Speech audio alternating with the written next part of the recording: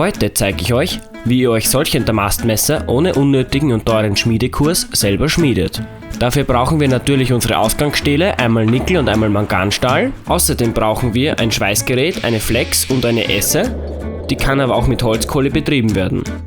Natürlich brauchen wir noch einen Amboss und ein Bandschleifer wird einem das Leben auch erleichtern. Ganz wichtig, um Damast zu schmieden, ist natürlich noch Borax und Eisen-3-Chlorid sowie ein 2-Komponenten-Kleber für den Griff. Als erstes poliere ich die Stähle quer zur Längsrichtung, damit das Borax später besser abfließt und natürlich auch, um Oxide zu entfernen. Nach dem Reinigen werden die Stähle dann in Stücke geschnitten und abwechselnd übereinander gestapelt und mit dem Schweißgerät verpunktet.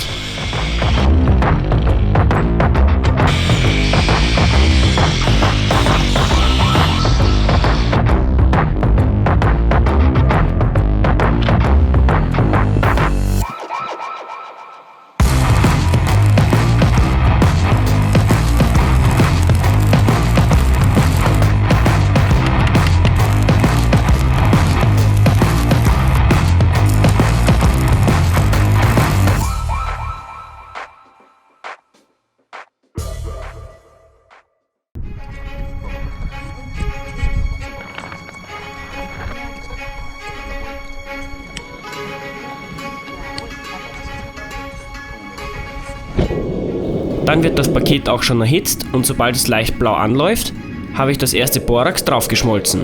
Das Borax dient als Flussmittel für Oxide und hält den Sauerstoff vom Paket ab. Das Borax soll sich nicht nur schön herumschmelzen, sondern es soll auch zwischen die Damastlagen hineinfließen. Wenn das Paket hellweiß glüht und das Borax dampft, dann ist es heiß genug zum Feuerverschweißen. Ich habe das mit dem Schmiedehammer gemacht, mit dem Handhammer geht es aber genauso gut. Beim Feuerverschweißen verbinden sich die unterschiedlichen Stahllagen. Wichtig dabei ist, dass das Borax aus den Lagen herausfliegt und alle Unreinheiten mitnimmt.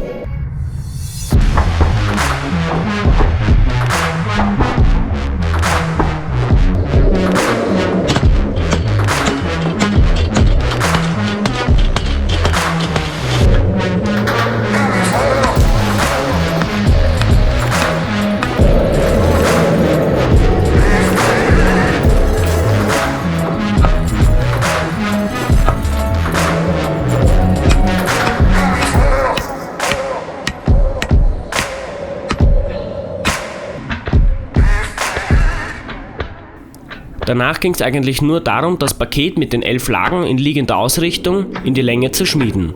Mit dem Pedalhammer lässt sich das Ganze dann sehr schön begradigen, sodass man nachher nicht mehr so viel schleifen, sondern nur mehr die Oxide mit der Flex entfernen muss. Ich habe das Teil dann geviertelt, wieder gestapelt, wieder gepunktet und erneut feuergeschweißt und ausgeschmiedet. Beim Feuerverschweißen muss das Material knapp unter den Schmelzpunkt gebracht werden. Sobald es von selbst anfängt Funken zu sprühen, ist es zu heiß und das Werkstück ist mehr oder weniger verloren. Dabei verbrennt nämlich der Kohlenstoff und das Messer lässt sich später nicht mehr härten. Vor allem mit Holzkohleessen passiert das relativ leicht. Mit Propan lässt sich die Temperatur da wesentlich besser einstellen. Steinkohle oder Fettnuss ist für Damast übrigens gänzlich ungeeignet, einfach aufgrund des hohen Schwefelgehaltes, der verunreinigt einem nämlich nachher das Werkstück. Mit dem Borax habe ich übrigens nicht gar gespart.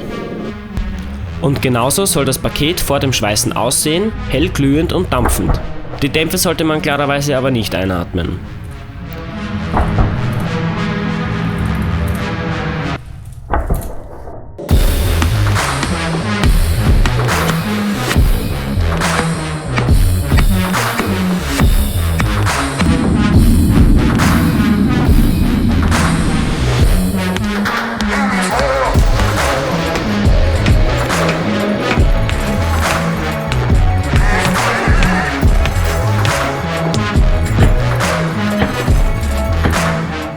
Dann habe ich das Teil nochmal halbiert für insgesamt 88 Lagen, wobei da ja natürlich einige weggeschliffen wurden, beziehungsweise auch später beim Messer kommen dann noch eine Menge weg.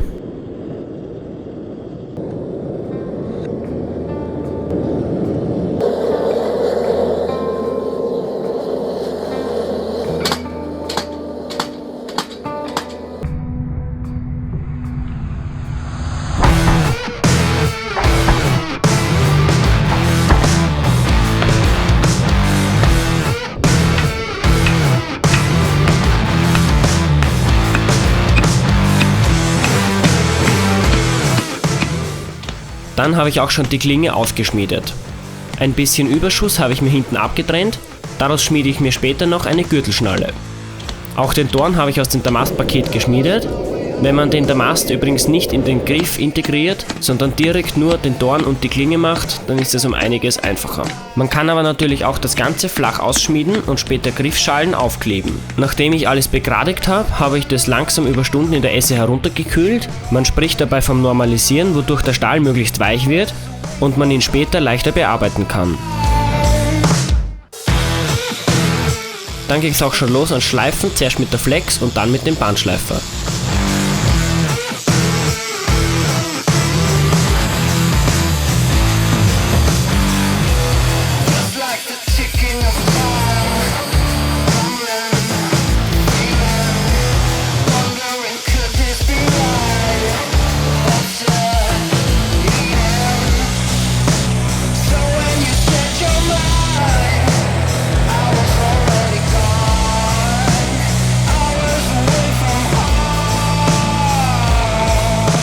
Mit einem Abstandhalter habe ich dann das Stück Damast im Griff parallel zur Klinge geschliffen.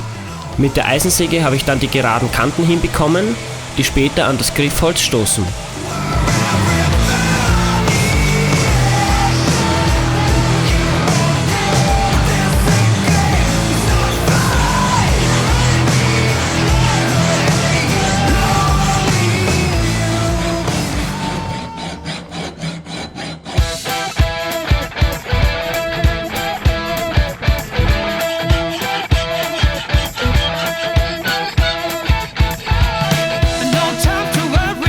Zum Anzeichnen habe ich die Klinge bruniert, eine Schicht Farblack tut's da aber genauso. Die Schneide habe ich dann nur mit der Feile herausgearbeitet, was erstaunlich gut ging.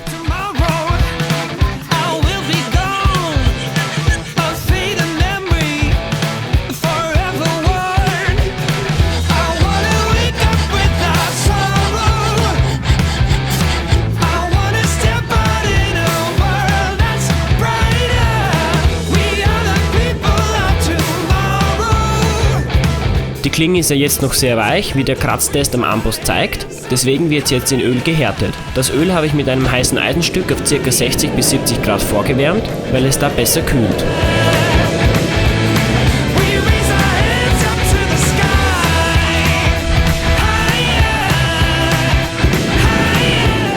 Wenn die Klinge nicht mehr magnetisch ist, dann passt die Härtetemperatur. Auf keinen Fall sollte man die Klinge beim Härten zu heiß machen. Wenn das Härten erfolgreich war, dann blättert die Schlacke vom Messer ab und man kann den Amboss ankratzen. Das Ding ist jetzt so hart, dass man es einfach mit der Hand abbrechen kann, wie ich es hier an einem alten misslungenen Feilenstahlmesser zeige. Deswegen kommt die Klinge jetzt ins Backrohr bei 200 Grad und zwar zweimal für jeweils eine Stunde.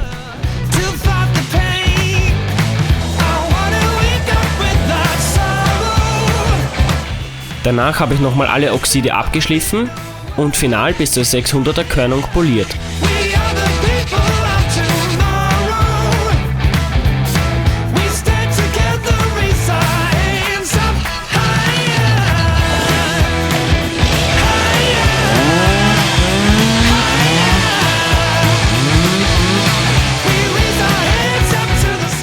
Den Griff mache ich aus Zwetschgenholz, die Hobelmaschine erleichtert einem zwar da die Arbeit, ein Fuchsschwanz tut's aber genauso.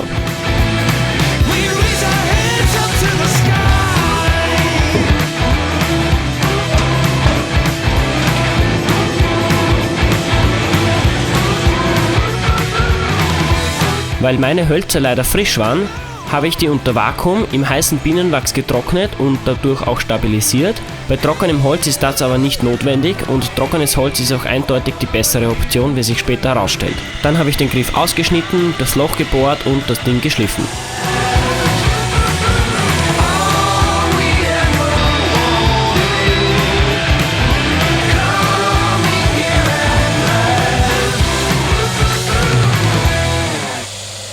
Vor der Ätzung mit Eisen-3-Chlorid habe ich dann nochmal alles nachpoliert und die Schneide mit Nagellack gegen die Ätzwirkung geschützt.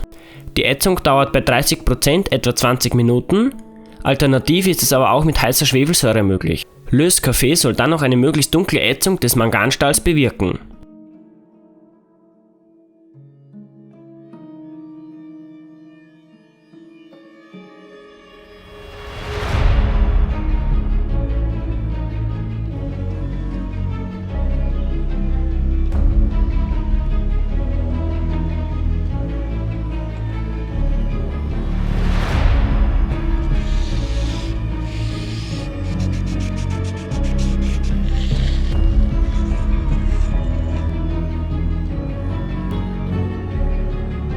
Zum Kleben verwende ich einen 2-Komponenten-Epoxidharzkleber und Risse im Holz kann man übrigens mit Sekundenkleber ausbessern.